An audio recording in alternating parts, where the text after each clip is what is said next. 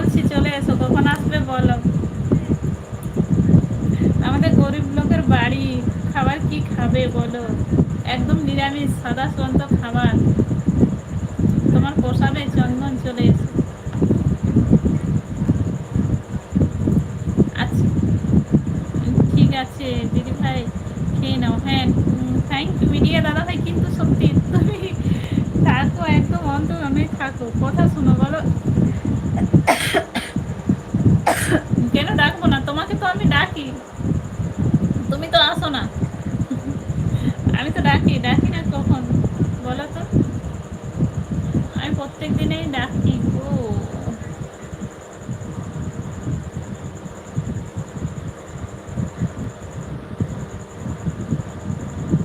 আরেকটা দেখো চন্দন, ঠিক আছে? এখানে আমার ছোট্ট মেয়ে দেখতে পাবে। এটা তো নয়।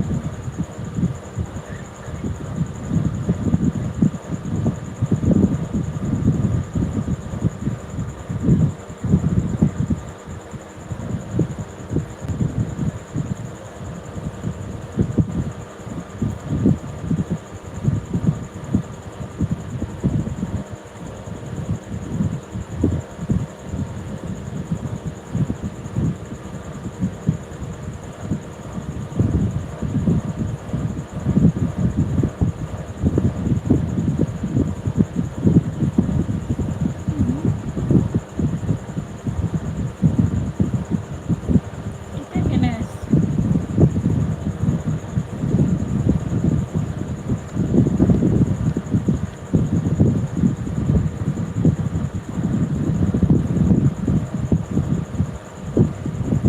চন্দন বলছে গরিবের বাড়িতে খাবার ভালো, কারণ পবিত্র মন থেকে।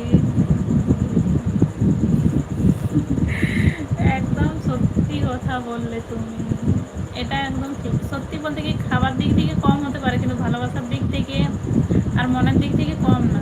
এটা একদম ঠিক কথা।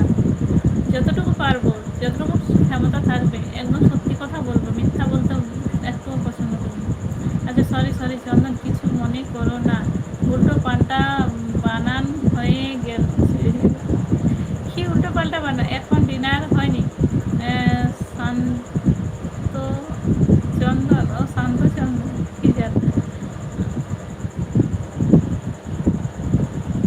কোনো সমস্যা নেই, ভুল কমেন্ট এরকম হয়ে যায় মাইক্রোফোনে বলে। দাদি ভাই তোমার কটা মেয়ে?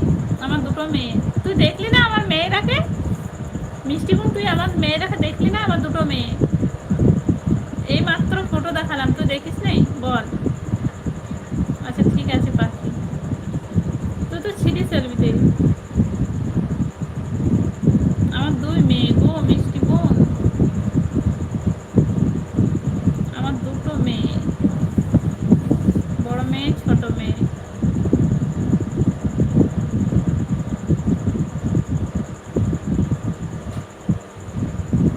আমি একটু অন থাকছি, চলে এসো। কে কে খাবে বলো, হাত তুলো। আচ্ছা আজ থাকবে নাইটে পাখি? এই পাখি নাইটে থাকবে আজ? পাখি নাইটে থাকবে? কি জানা, পাখি মনে হয় না, পাখি জানতে পারে না তো মনে হয়।